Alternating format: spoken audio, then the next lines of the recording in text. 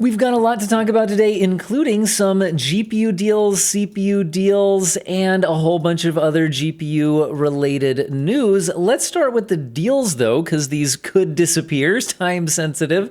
RTX 5070 is on Amazon for $499.99, which is $50 below its MSRP of $550, and is one of the best prices I've seen, at least available online.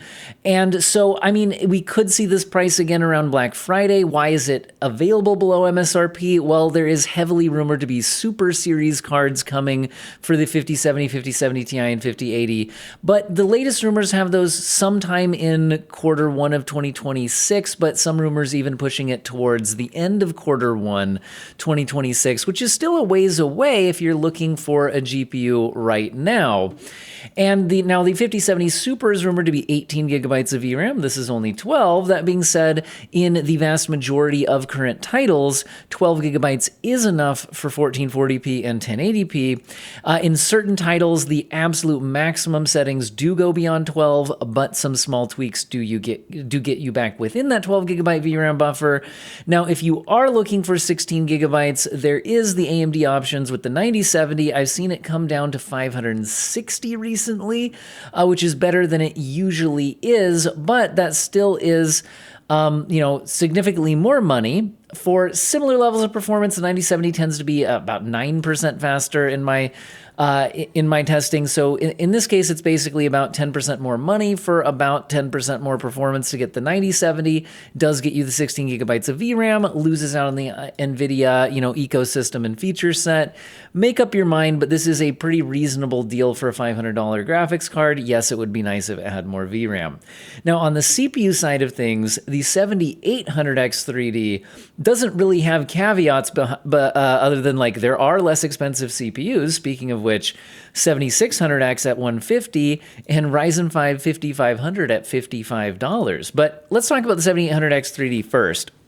So this is almost as fast as it gets. The 9800X 3D is faster on average within about 10% of performance though. And the 9800X 3D is generally still well over $400. We're talking usually in the $450 to $500 range. So $319.99 is pretty dang good for almost the fastest gaming CPU available. So not much to say other than that. Besides the fact that, well, oftentimes when gaming, you're not CPU limited, in which case the Ryzen 5 7600X will generally be enough for a good experience in all of the latest games, unless you're chasing super high frame rates, especially at reduced settings and super powerful GPUs, competitive stuff. Again, there's reasons for the 7800X 3D, but 7600X, solid performance, and 150 is, I think, the best price I've seen on one of these new on Amazon. So pretty good deal right there. But what if you're going for an ultra budget build? Well, this is kind of interesting. The Ryzen 5 5500 is $55 right now. That's a lot of fives, which is nice. But in addition to being a lot of fives, this comes with a Wraith Stealth cooler. So this has a cooler. It's $55 and it can play games pretty well. This had similar performance to something like a Ryzen 5 3600. Notice the 5500 is a lot slower in gaming than a 5600 because lack of some of the cache, which has a major impact to gaming performance. That's why stuff with the 3DV cache is so fast. But the point is, this would be at least similar gaming performance to what's in the consoles, so latest console generation, PS5 type CPU, gaming performance-wise, and at $55 with the cooler included. So if you're going for a pretty strapped budget but wanting new parts, this is kind of interesting. Now, as sort of an honorable mention, just because it's finally below its MSRP, I finally spotted an RTX 5080 below its MSRP. At $980, that is still not better value than something like a 5070 Ti at MSRP. You're still spending more per frame, and it's only about 15% faster than a 5070 Ti. That being said, it is below its MSRP, which is pretty remarkable considering how recently it was well above MSRP. I made a video a couple months ago about how bad 5080s were value-wise, considering they were usually like $1,200 plus. So these have come down a lot. Again, there is rumored to be a super variant coming with a 50% VRAM increase, putting it to 24. However, not with much of a rumored performance or spec increase other than that. And 16 gigabytes of VRAM is not particularly concerning, except what happens when we get to the PS6. So that's where I'm going to talk about this for a second. So the PlayStation 6 and Xbox Magnus, which is the code name for the next Xbox console, if we get one, that's been rumored as well, whether it's completely solid on there actually being a next Xbox. But anyway, the Xbox Magnus specs and PS6 specs have been heavily rumored at this point, and the latest rumors are showing that the Xbox console will probably have a performance advantage. I'm seeing this at WCCF Tech, but it looks like they are quoting Kepler L2, who is a well-known AMD leaker, has had a lot of accurate leaks in the past. Doesn't mean everything he said has come to pass, but plans change behind the scenes, etc. Anyway, a decent track record as leaks go. Also seems to corroborate and comment on a lot of leaks also coming from Moore's Law is Dead. So at this point, there's a lot of information out there in the leaks and rumors space regarding next-gen consoles. Now, for the purposes of this video and my comments on, is 16 gigabytes enough, is really coming down to the memory for these, because it looks like the rumors are that the RAM for the PlayStation 6, PlayStation Handheld, and Xbox Magnus will likely be 30, 24, and 36 respectively. Now, especially thinking about the home consoles with the PS6 and Xbox Magnus at 30 and 36, that's pretty interesting because the consoles, at least with the current generation, and we would expect this to continue, use unified memory. So they don't have separate VRAM and system RAM. They have unified memory, and some of it gets used for VRAM-related tasks, if that kind of makes sense comparing it to the PC space. Now, the current generation of consoles, like the PlayStation 5, has 16 gigabytes of unified memory, and often about 12 gigabytes of that is usable as VRAM-type jobs, like what a PC would be doing, which is why generally something like a 5070 with 12 gigabytes is still getting by in the vast majority of stuff, other than, there's some situations where PC graphics can have settings beyond what a console does, or they're just less optimized, that kind of thing. And so there are some cases of pushing past 12, but something like a 5080 with 16 is generally fine. Whereas, I clicked on the wrong thing here, sorry. Whereas if the next gen jumps to 30 and 36, I could easily see 24 or more gigabytes of that memory, especially if we target, look, realistically at this point, Xbox seems kind of dead. Even if there is a next gen, we don't need to get into this, but the point is, I think PlayStation is going to be the lead development console in the console space going into that generation. That would be my prediction. So with that in mind, the PS6, if it's at 30, I would say that a lot of games would be targeting maybe 24 gigabytes of VRAM when that generation hits, at least for what they're targeting for the PS6 level of graphics. If that is the case, then it's possible that 16 gigabyte cards would need to start turning down some settings compared to the PlayStation 6 console generation. Now, when will that happen? Well, I would say the latest rumors are targets at 2027, but that there could very well be delays going into 2028. We had Mark Cerny say a few years when referencing the next generation. A few is often 3 and more than 2, which would again indicate 2028. Also, though, before you get into too much doom and gloom, if you're still on like an 8 gigabyte card or something, or 12 or 16, remember that there is likely going to be an extremely extended cross-generation period where games will come out with a PlayStation 6, level of graphics available, but will likely also have a PS5 version, which would then probably work fine on 12 or 16 gigabytes of VRAM. Meaning, that'll probably be the kind of like reduced graphic settings target, if that makes sense. So in other words, I think cards with less VRAM will still be usable well into 2028 and for the several year cross-gen period and beyond. But the highest level of graphics, I could imagine jumping up to 24 gigabytes plus around the 2028 time frame. Anyway, that's a pretty extended look at the potential future. Now, if for cost-saving reasons these consoles actually don't have this much system memory, then maybe that'll be reduced. But these are based on rumors, and these are the latest rumors at this time. Anyway, let's go ahead and move on to this. So the melting power connectors on 5090s has certainly been a story. However, there's now a couple of cases, one from Sapphire as the latest and one from ASRock on AMD cards as well. You may or may not be aware that certain AMD graphics card models do use the 12V2x6 connector. Most of the AMD cards stuck to the older 8 pins, but some of these did move forward with the 12-volt 2x6. And we have a burned connector for now Sapphire, and like I said earlier, there was one for ASRock. So these certainly don't seem to be as widespread as what we see on 5090 reports. However, that being said, if you look at like sales volume, as best as we can track it, it looks like 5090s do sell more quantity-wise. So you would just expect to see more of them in the wild. Also, the 5090 uses a lot more power. And one reason why this is kind of significant is that these, again, don't use as much power as a 5090, and yet we're still seeing at least a couple of them burning. The 9070 XT tends to be, in the 300 to 360 watt range, depending on the variant that you're looking at. I think these tend to be in that higher variant, or closer to the 360 watt mark.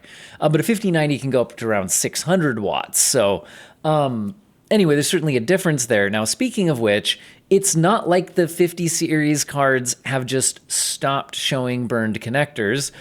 4 more were reported recently in this roundup here by videocards.com. So yeah, more of them burning. And again, on the Nvidia side of things, it does tend to be 5090s showing the burning. And again, that is the biggest power draw card from the 50 series. Now, I haven't seen any of this happening on mine, and in general, it seems to be that it's only a small percentage of them burning, but they are burning. Even these ones with like the yellow that's supposed to make it easy to tell whether it's plugged all the way in, because that's been the thing, is like, is it seated all the way? Well, anyway, this does make you wonder if the next generation of graphics cards is going to stick with the same connector revision, make any changes. I don't know. It's a lot of power going through some small cables here that if it gets an unbalanced load, you could see why it could burn. So anyway, that's the latest on the burning connectors. Now, if you're watching this video and still on Windows 10, this is your friendly reminder that Windows 10 support ended today. Which means that you'll no longer be getting security updates depending on the region that you are in. It's looking like that in the European Economic Area, there will be some extended security updates completely free for some additional time, but that's not going to be forever. And then in other regions, you're just kind of end of life, other than I think you could pay for some of those extended security updates. So just keep that in mind. Videocards.com is reporting that AMD, Nvidia, and Intel are all still giving like driver updates for Windows 10, etc. So, but do keep in mind on the on the security updates for Windows side of things, but there are a lot of gamers on Steam still on Windows 10 here. I guess my fat head's still in the way, looking like over 30%. So that is quite a bit. But anyway, do consider at least getting the security updates while you can, and at some point you may need to move on to Windows 11 to continue to get security updates. Today's the official day, guys. Anyway, now, today is also when Nvidia is launching the world's smallest supercomputer, as they're calling it. That's the DGX Spark, and Jensen Huang has, in a publicity stunt, hand-delivered one to Elon Musk. Now, the actual performance of these is, I'm not quite sure what I would call supercomputer levels. There's certainly some respectable performance in there. Also keep in mind that these are running on a version of Linux and they're running on ARM CPUs. So while the GPU performance is high, this isn't necessarily going to be something you'd want to grab for gaming performance. Also, I'll want to see how these stack up against AMD's Strix Halo GPUs. There's some indication that in some workloads, the AMD Strix Halo systems may be competitive or even better, and these DGX Spark systems are apparently around $4,000, whereas Strix Halo is expensive, but not $4,000 expensive. The mini PC I've tested out a little bit on my channel, I think was available around $1,500 or $1,600 as a Strix Halo system. So anyway, just interesting if you're kind of in the market for one of these. They are launching. Now, I also want to talk a little bit more about FSR4 and its Int 8 version. Digital Foundry has now released a video with some really good and very interesting testing on this. I'll get kind of my fat head out of the way. I'm just going to show you this one screenshot. They've tested tons of other stuff in their video, and I will link all my sources in the video description. One thing they looked at a little more closely than I was able to in my testing was, does the FP8 version look better than the Int 8 version? And I would say the answer here seems to be yes. The FP8 version does look better than the Int 8 version. They also confirmed the driver-related issues on certain driver versions on RDNA 2 cards, but also have confirmed that FSR4 Int 8 version does still look a lot better than FSR3. It also doesn't run as fast as FSR3, and there's tons of performance testing related to that in this video. But the main thing that I hadn't gotten super into depth with in my testing of the Int 8 version that runs on RDNA 3 and RDNA 2 was on the direct image quality comparison to FSR4. I was more focusing on versus FSR3 since it was running on RDNA 3 and RDNA 2 cards. But as I expected based on what I saw, but hadn't tested side by side in depth, the Int 8 version doesn't look as good as the FP8 version.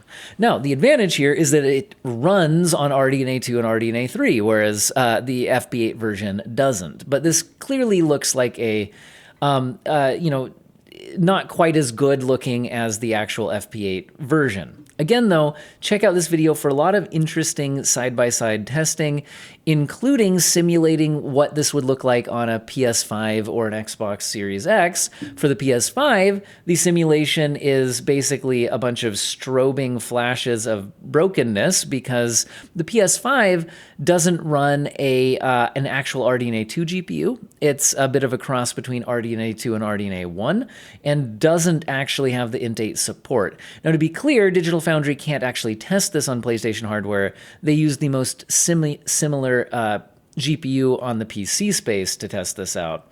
But testing it out on the GPU most similar to the Xbox Series X actually did show potentially some interesting use cases.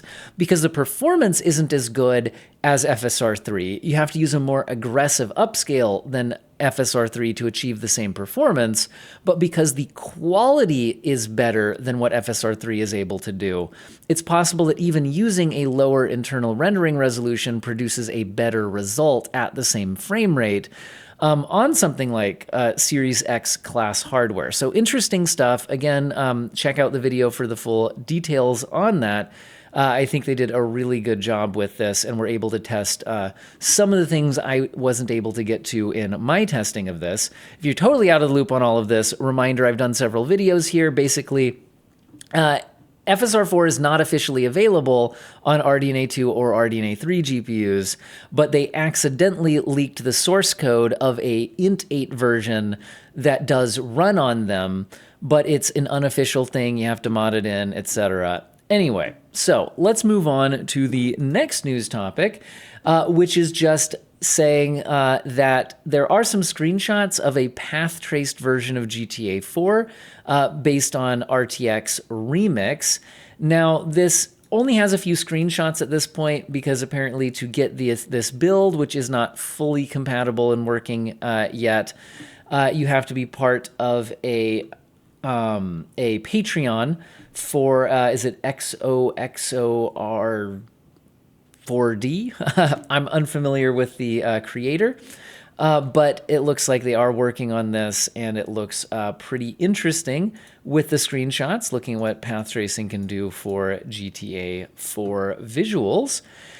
Now, in other updates, Black Myth Wukong does now have FSR4 support and has had some performance optimizations. Now, I have not had a chance to check out the performance myself or the FSR4 myself, but if you've been waiting for FSR4 in Black Myth Wukong, maybe take a look at that. And the stats I want to end with today is I saw this posted, and it looks pretty interesting. This was posted by Matt Piscatella, who I think is actually, is he related to Circana, who's actually doing this? Anyway, the research is from Circana Research, and they do a lot of surveys around video game sales and video game users, habits, market trends, etc. And I really do think that this is pretty interesting. So this is video game purchasing frequency. And the stat is that approximately a third of video game players purchase a new video game less often than once per year. So a third of gamers buy 0 games per year, or at least less than once a year, while about 36%, so a little bit more than a third, purchase a new game once a quarter, or higher frequency than that. But if we break this down further, check this out. So they were asked, how often do you typically purchase a new game? 4% more often than once a month. And 10% about once a month. So if we add those together, only 14% of gamers are purchasing a new game or more monthly. 22% saying about once every 3 months, and 18% about once every 6 months. Again, 12% about once a year, and 33% less often than once per year. Now, if you add up about once a year to less than once a year, then we get up to 45%, or in other words, almost half of gamers only purchase a new game once a year or less.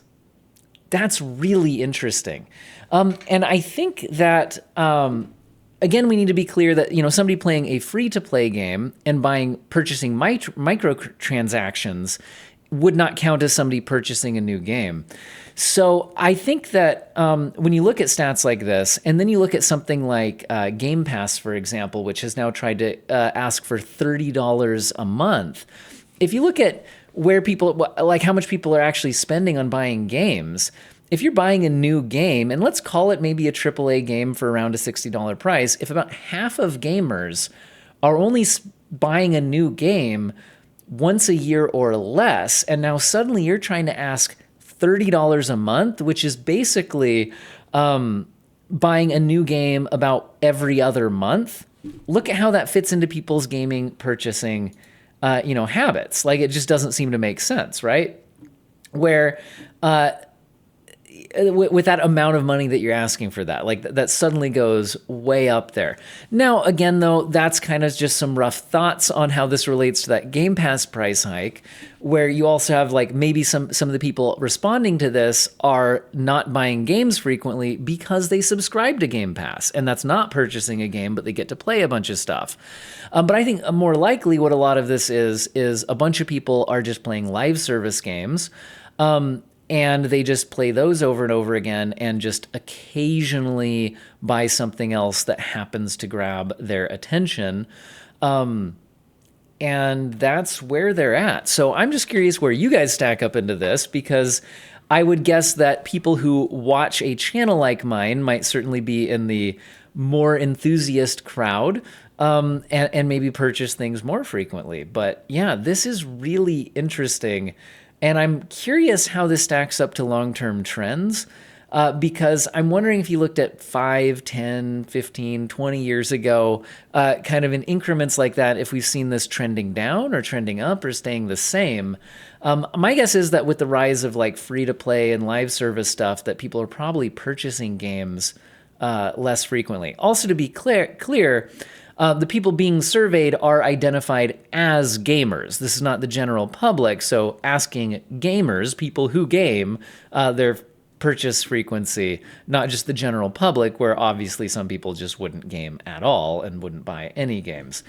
Anyway, that's the news I've got for you guys today. Remember, there were those deals. I'll try to link those in the video description. To be clear, none of that is sponsored, but I will use an affiliate link, which doesn't add any cost to you, but does get me a cut on qualifying purchases. Anyway, hope you guys have an excellent day.